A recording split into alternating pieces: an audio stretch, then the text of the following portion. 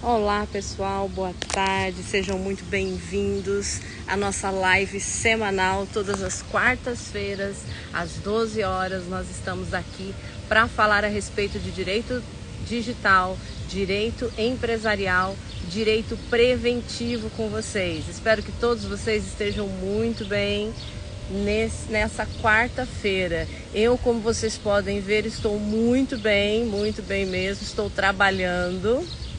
Acredite se quiser, estou trabalhando. Não nesse momento, né? Nesse momento eu estou no horário de almoço, mas eu estou num hotel onde nós vamos fazer um treinamento sobre LGPD e estou aqui para falar um pouquinho com vocês a respeito de liberdade de expressão na internet. Vocês me ouvem bem?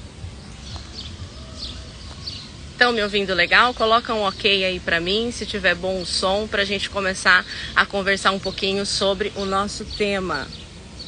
Então, hoje nós vamos falar sobre liberdade de expressão na internet, como é que nós trabalhamos com isso na nossa área de consultoria. Então, para os consultores do digital, aí, como é que esse tema pode ser importante, pode ser essencial para a gente na prática. Vocês sabem, e isso é muito comum, que as pessoas imaginam que elas podem falar qualquer coisa na internet, que a internet é um ambiente sem lei, é uma terra sem lei, que cada um pode falar o que quer.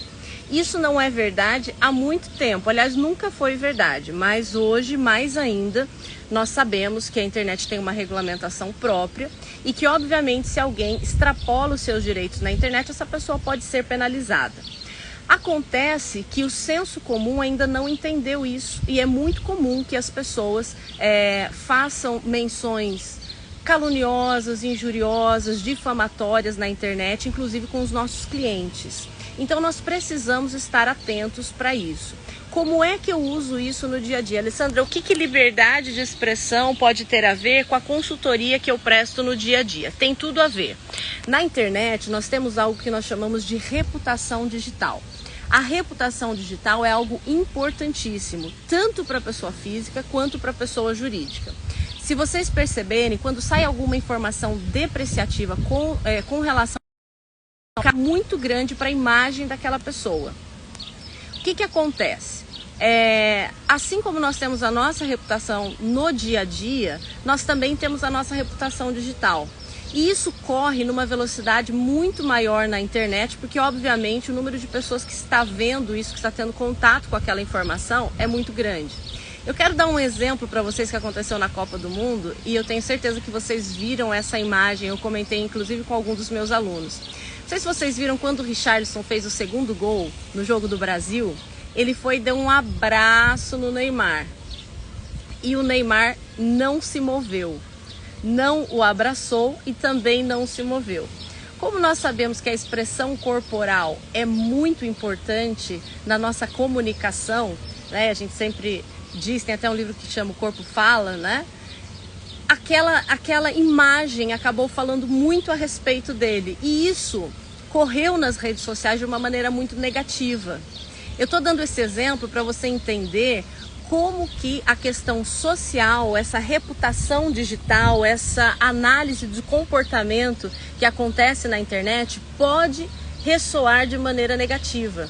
Então ali foi algo que aconteceu com ele diretamente e eles pegaram aquela foto e divulgaram e isso sem dúvida nenhuma já arranhou a imagem dele no sentido de que, poxa, e o trabalho em equipe? Poxa, por que ele não ficou contente com o que o outro fez e que também deu super certo, né? O Richarlison foi comemorar com ele e ele não comemorou muito.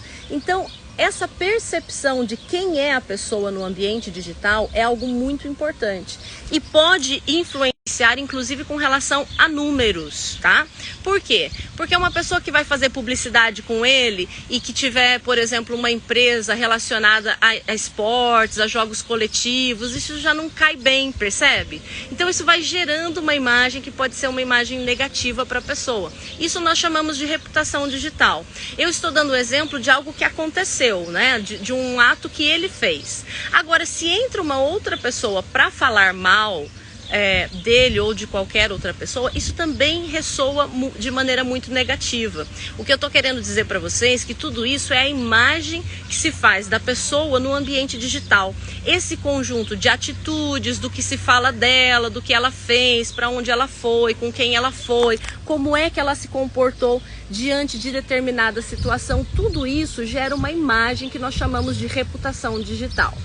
Tanto as pessoas físicas quanto as pessoas jurídicas têm reputação digital e precisam zelar por essa reputação digital para que não tenham prejuízos não só morais, mas também financeiros. Então, a imagem que se tem de cada um de nós chamamos isso de imagem atributo, ou seja, aquele conjunto de informações que se tem a nosso respeito, é algo que, se for mal trabalhado, que se for mal colocado, pode trazer prejuízos tanto morais quanto prejuízos financeiros. É nossa função cuidar da imagem digital, tanto dos nossos infoprodutores, dos nossos especialistas, quanto dos nossos influencers e qualquer outra pessoa, os nossos empresários que estejam na rede.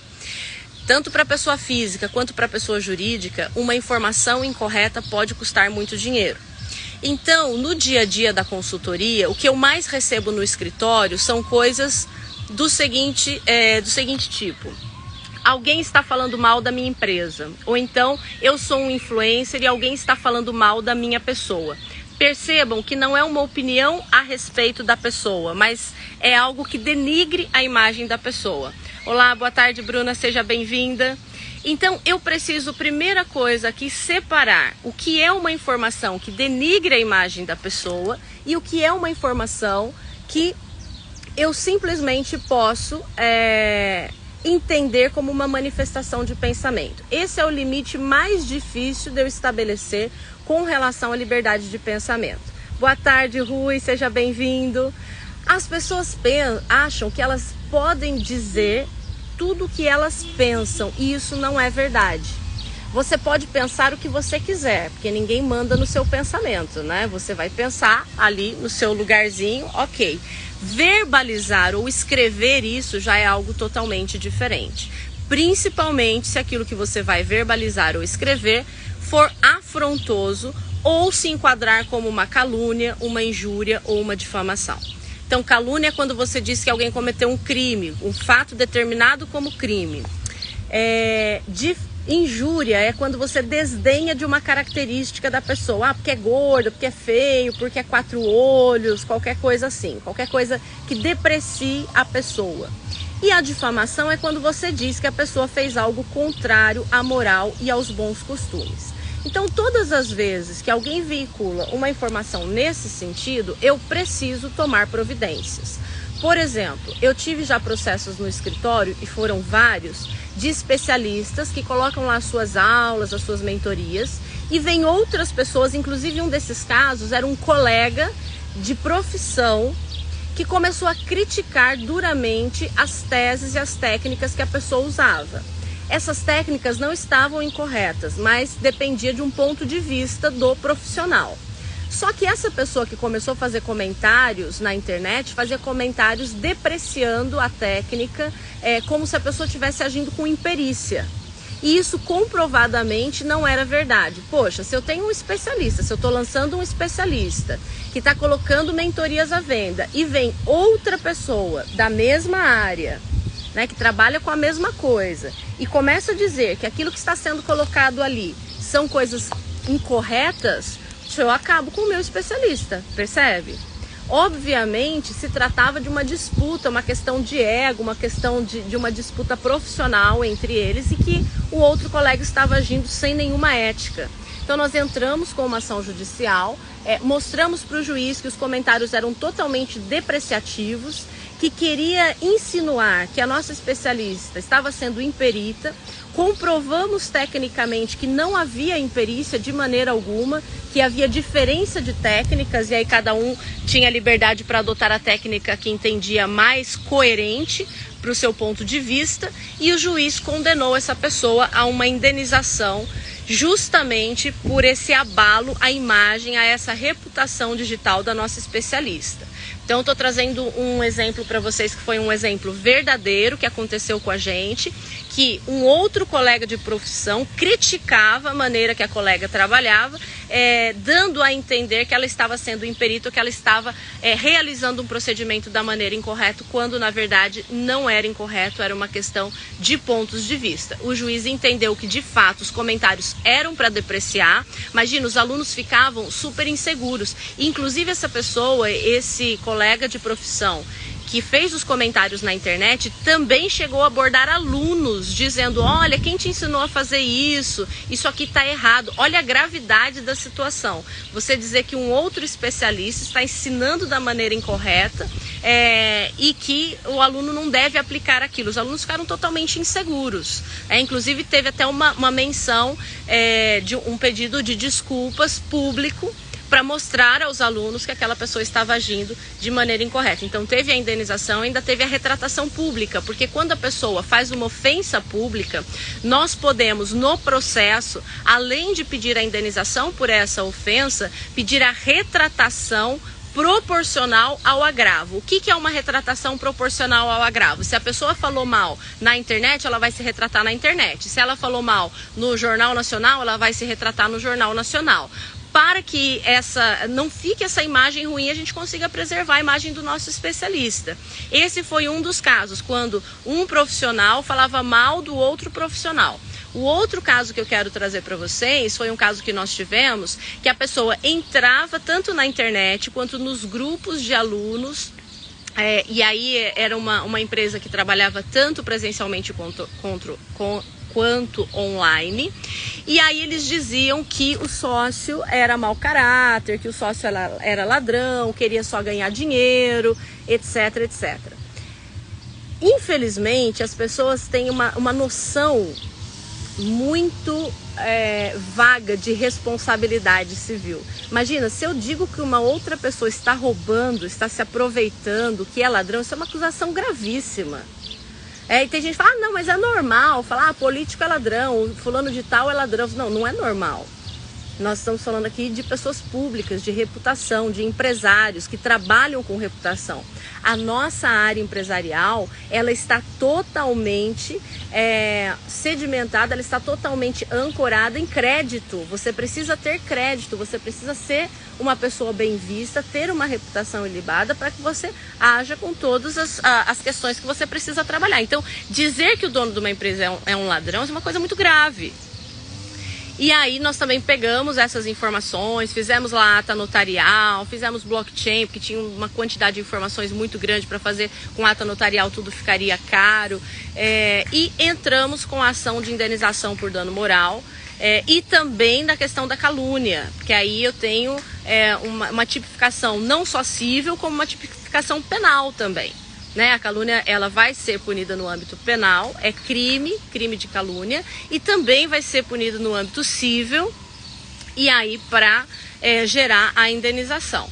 Entramos então com essa ação, pedimos também a retratação. Todas as vezes que eu entro com a ação com relação a danos morais, eu peço retratação pública, porque as pessoas para quem nós trabalhamos são pessoas públicas. Então me interessa que aquela retratação seja feita no âmbito que foi feito o agravo. Por quê, gente? O alcance da internet é muito grande. Então quando eu falo alguma coisa de uma pessoa na internet, num meio público, como é a internet, com a extensão que a internet tem, o dano é muito maior. É diferente eu falar mal da pessoa ali no bairro, ali na escola, ali em um local restrito. O número de pessoas que vai ter acesso a essa informação é um número restrito. Quando eu falo mal dessa pessoa na internet, para tudo. Aí a gente já tem que averiguar e tem, sem dúvida nenhuma, que tomar as providências. Alessandra, como é que eu sei a diferença entre liberdade de expressão e uma informação gravosa? Vou dizer a vocês, eu nunca tive problema com isso em processo. Todos os processos que nós entramos com relação à reputação digital e ofensas digital, nós ganhamos, sem exceção. Obviamente, porque a gente faz uma análise prévia. Não pode ficar no âmbito da liberdade de expressão no sentido de opinião.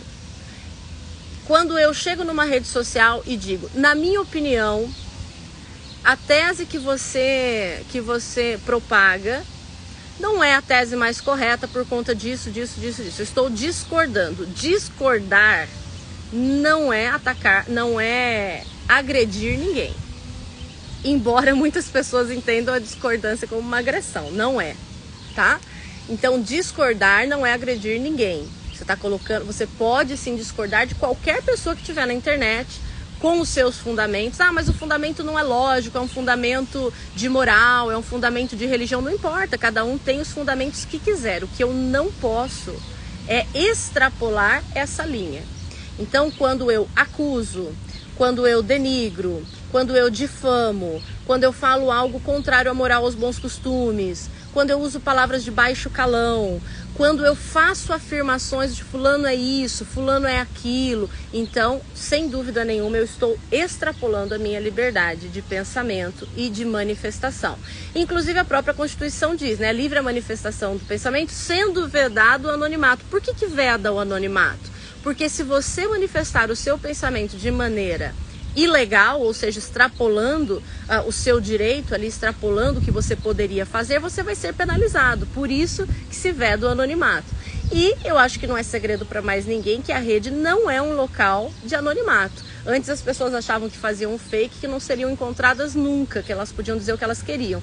Isso está mais que quebrado nos dias de hoje, né, gente? A gente faz rastreamento, encontra o IP, encontra a pessoa e consegue verificar qual é a autoria daquela agressão. Então, atenção, vocês consultores do digital, né? A minha tribo, consultores do digital, importantíssimo essa dica. Temos que proteger a imagem tanto das pessoas físicas quanto das pessoas jurídicas que nós atendemos, sem dúvida nenhuma. Não deixar essa informação se propagar, ou seja, você pede para tirar da rede imediatamente. Agir o mais rápido possível, porque horas na rede são suficientes para causar um prejuízo gigantesco para as pessoas, em termos de reputação, tanto para a pessoa física quanto para a pessoa jurídica. Por que eu insisto nesse ponto? Porque às vezes a gente pensa que só a pessoa física pode ser difamada, que só a pessoa física pode ser caluniada no sentido de reputação, tá? É lógico que quando eu falo em calúnia, aí eu já estou partindo para a área de crime, a responsabilidade vai ser dos administradores, etc. Então nem todos os tipos vão ser perfeitos para a pessoa jurídica. O que eu estou querendo chamar a atenção é que a reputação da pessoa jurídica é importantíssima. Quando saiu aquela informação que algumas empresas em São Paulo, algumas empresas têxteis, faziam uso de mão de obra escrava, não sei se vocês se lembram, faz mais ou menos um ano que saiu isso. Tem várias marcas. Quando eu falo essa informação, eu tenho certeza que já vem à mente de vocês o nome das marcas. Para vocês verem como isso é sério, como isso é prejudicial para a empresa, tá? Então a reputação é algo gravíssimo. Temos que agir com rapidez. Chegou o empresário, fez a reclamação, chegou a pessoa jurídica, a pessoa física, imediatamente preserve a prova através da ata notarial ou do blockchain, porque geralmente isso é uma ofensa que foi veiculado na internet. Faça a preservação dessa prova. Feita a preservação da prova, faça a ação. Nessa ação você vai pedir a indenização pelos danos morais causados, você vai pedir retratação proporcional ao agravo, você vai pedir para que seja excluído dos meios digitais onde está sendo veiculado e você vai pedir multa para quem veicular isso depois dessa decisão também. Importantíssimo. Aqui a gente precisa agir rápido, porque tempo pode significar a perda de muito dinheiro e quando você arranha a reputação de uma marca, a reputação de uma pessoa, é preciso 10 vezes o trabalho que você teve para construir para amenizar essa situação. Então não é isso que nós queremos. Tema importantíssimo para os consultores do digital, preservação de reputação online da pessoa física e da pessoa jurídica, limites da manifestação de pensamento. Excedeu esse limite? Vai ter punição, sim, porque essas pessoas estão sendo assistidas por profissionais qualificados que sabem identificar quando isso acontece e sabem pleitear em juízo os direitos do seu cliente. É para isso que nós estamos lá, é para isso que nós trabalhamos por um contencioso zero, é para isso que nós prestamos consultoria mensalmente, com frequência, para que o nosso cliente esteja juridicamente seguro e blindado desse tipo de situação. E caso ela de fato aconteça, e aqui fica uma dica super importante para vocês: façam a verificação das redes sociais dos clientes de vocês, tá bom? Deem uma olhada nas redes sociais, Instagram, Facebook, dá uma sondada se não tem comentários ofensivos. Antes que a pessoa reclame, você já dá uma olhada geral, faz essa análise de conformidade para ver se está tudo ok. A Bruna está dizendo, e quando a opinião é ofensiva? A opinião é ofensiva sempre que ela ataca não a ideia, mas a pessoa. A opinião é ofensiva sempre que ela excede o limite vamos dizer assim, o equilíbrio do homem médio, né? Aquilo que se espera de um homem médio. Então, os exemplos que eu dei de opiniões ofensivas, palavras de baixo calão, imputações do tipo, essa pessoa é isso, essa pessoa é aquilo, isso aqui é isso aqui é aquilo, e que estejam fora da discussão de ideias. A opinião, ela basicamente discute ideias. Essa é a base da discussão, é o que eu falei. Não é você ser contrário a uma ideia, isso não é ofensivo. Cada um pode ter o seu pensamento a respeito das coisas. E esse pensamento pode estar estruturado em qualquer base, seja uma base técnica, seja uma base religiosa, seja uma base moral, não importa. A pessoa tem o direito de ter a convicção que ela quiser, baseado no que ela entender correto. Agora, quando ela coloca isso de maneira ofensiva, por exemplo, eu tenho uma opinião diferente da sua, então por isso eu estou dizendo que a sua opinião não presta, que a sua opinião ela é incorreta, ela não tem amparo técnico, que você está usando de maneira inadequada, aí, opa, acende-se as luzes.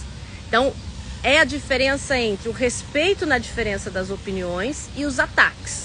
O que nós estamos aqui evitando são os ataques ofensivos. E geralmente esses ataques vêm com uma linguagem depreciativa, uma linguagem difamatória, uma linguagem injuriosa. É muito comum você ver, por exemplo, comentários nas redes sociais contra mulheres, contra religiões, contra raças. E aí, obviamente, não importa que essa seja a sua opinião é discriminatória. Então, se você emitir essa opinião, você vai ser punido sim. Então, é aquela coisa, eu posso achar que um empresário tira muito lucro do negócio dele. Eu posso achar, no meu interior, mas eu não posso chegar na internet e dizer que ele é ladrão, e nem em lugar nenhum.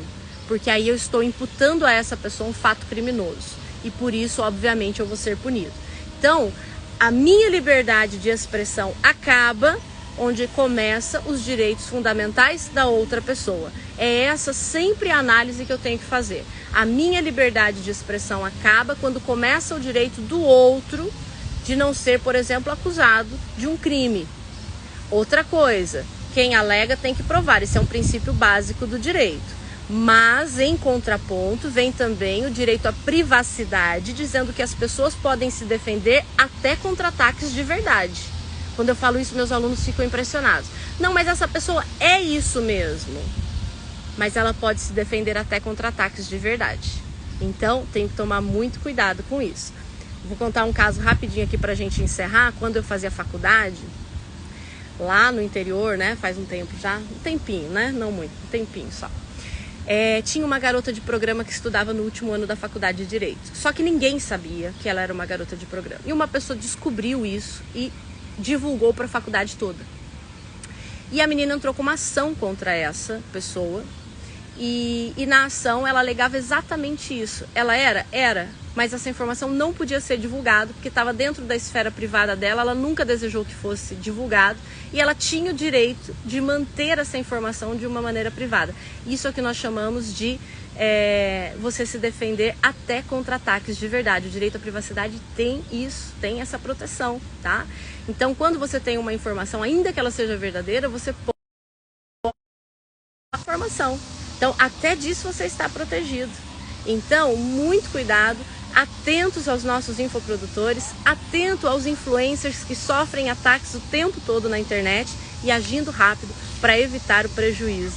Quanto antes você agir, antes você vai cessar essa agressão e evitar que o seu cliente sofra maiores prejuízos por conta desses ataques nas redes sociais, certo?